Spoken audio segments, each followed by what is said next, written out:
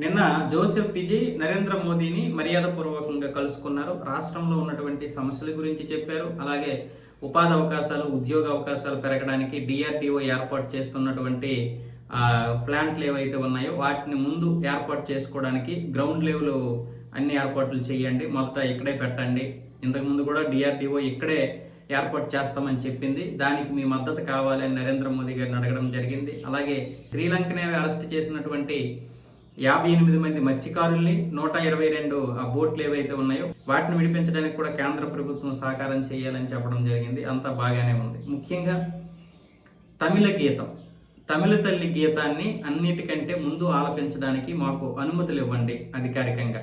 మీరు కేంద్రం నుంచి అనుమతులు ఇస్తే ఇక ఎప్పటికీ కూడా ఆ సమస్య ఉండదు కదా అన్న విధంగా ఆయన రిక్వెస్ట్ చేశాడు. చాలా గట్టి రిక్వెస్టే చేశాడు. ఎందుకంటే ఇప్పుడు తమిళ గీతాన్ని కాకుండా వందే మాత్రం, జనగణమన జాతీయ గీతాలు పాడితే ఆయన్ని తమిళ ప్రజలందరూ వ్యతిరేకిస్తారంట. పైగా ఇప్పుడు డిఎంకే పార్టీ దీన్ని బేస్ చేసుకొని విజయ్ లొంగిపోయాడు, తమిళుల్ని అవమానపరిచాడు అని ఈ విధంగా అంటుంది. కాబట్టి చాలా పెద్ద రాద్ధాంతం చేస్తుంది, కాబట్టి రాజకీయ విమర్శలు వస్తాయి. కాబట్టి ఇప్పుడు విజయ్ కూడా ఈ విషయంలో భయపడ్డాడు. వాస్తవంగా మొన్న ప్రమాణ స్వీకారం రోజు వందే మాత్రం పూర్తిగా అంటే ఇంతకుముందు వదిలేసినటువంటి 6 చరణాలను కూడా యాడ్ చేసి మరీ ఆలపించడం జరిగింది. అప్పుడు చాలామంది విజయ్ని ప్రశంసించారు కూడా. అలా చేయించడానికి ప్రధాన కారణం ఏంటంటే విజయ్కి తెలుసు తమిళ తల్లి గీతాన్ని ముందు పాడాలి, లేకపోతే తమిళ ప్రజలు నన్ను ఎప్పటికీ క్షమించరు అని. వాళ్ళకి అది చాలా సెంటిమెంట్. డిఎంకే పార్టీకి, గవర్నర్ రవికి పడేది అక్కడే. ఇప్పుడున్న మీరు తమిళ తల్లి గీతాన్ని పాడండి, తప్పేమీ కాదు, కానీ జాతీయ గీతాన్ని ముందు పాడాలి కదా. ఇప్పుడు ఎవరికైనా దేశం ముఖ్యం కదా, దేశం మొదట కదా, తర్వాత రాష్ట్రాలు కదా.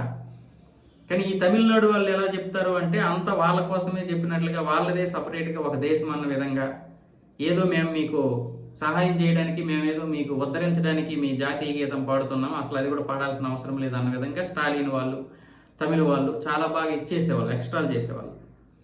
ఇప్పుడు విజయ్ కనుక మొన్న వందే మాత్రం పాడించినట్లుగా పాడిస్తే చాలామంది వ్యతిరేకిస్తారు. ఆ రోజు ఎంతమంది అయితే ప్రశంసించారో అంతకంటే ఎక్కువ మంది విమర్శించారు. ఇదేంటిది 6 చరణాలు ఎలా నువ్వు పాడిస్తావు, అది భూమాతని కొలవడం కదా, అది మరి ఇస్లాంలో దానికి అది వ్యతిరేకం కదా, మేము ఎవరిని కొలవం కదా, ఒక దేవతామూర్తుల్ని, విగ్రహమూర్తుల్ని మేము కొలవం కదా, కానీ ఇందులో చూస్తే అలాగే ఉంది, ఇది ఒక మతానికి చెందినటువంటిదని ముస్లింలు మొదటి నుంచి వ్యతిరేకించారు, ఆ రోజు కూడా వ్యతిరేకించారు.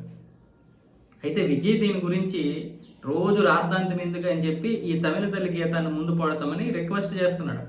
అయితే ఇక్కడ ఈరోజు ఈ రాష్ట్రానికి ఆ అనుమతులు ఇస్తే రేపు అన్ని రాష్ట్రాలు అవే కోరుతాయి. అప్పుడు జాతీయ గీతం ఇవన్నీ వెనక్కి వెళ్ళిపోతాయి. ఇప్పటికే జాతీయ భావజాలం ప్రజల్లో కూడా తగ్గుతుందని చెప్పి ఇప్పుడు కేంద్ర ప్రభుత్వం ఏం చేసింది, జనగణమనతో పాటు వందే మాతరాన్ని కూడా జాతీయ గీతం చేసింది. చాలామంది దీన్ని వ్యతిరేకిస్తున్నారు కదా, తప్పకుండా ఖచ్చితంగా పాడాల్సిందే, ఆలపించాల్సిందే అని ఉత్తర్వులు జారీ చేసింది. ఇలాంటి సమయంలో తమిళ తల్లి పాటను ముందుకు తీసుకొస్తే ఇక అందరూ కూడా రాష్ట్రానికి చెందినటువంటి గీతాన్ని ముందు ఆలపిస్తారు. అది ప్రమాదం.